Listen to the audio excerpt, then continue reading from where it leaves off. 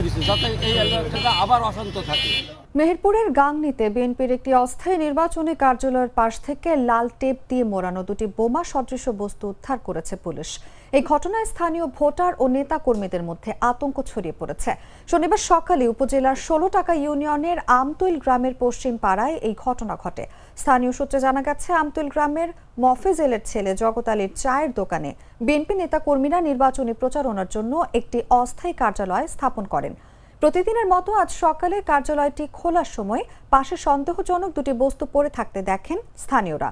খবর পেয়ে গাংনী থানা পুলিশের একটি দল দ্রুত ঘটনাস্থলে পৌঁছে বস্তু দুটি উদ্ধার করে নিজেদের হেফাজতে নেয়। গাংনী থানার ভারপ্রাপ্ত কর্মকর্তা উত্তম কুমার দাস জানান, খবর পেয়ে পুলিশ দ্রুত ঘটনাস্থলে পৌঁছায়। বোমা সদৃশ বস্তু দুটি পরীক্ষা নিরীক্ষা করা হচ্ছে। বিষয়টি গুরুত্ব সহকারে তদন্ত করা হচ্ছে এবং তদন্ত শেষে বিস্তারিত জানানো হবে।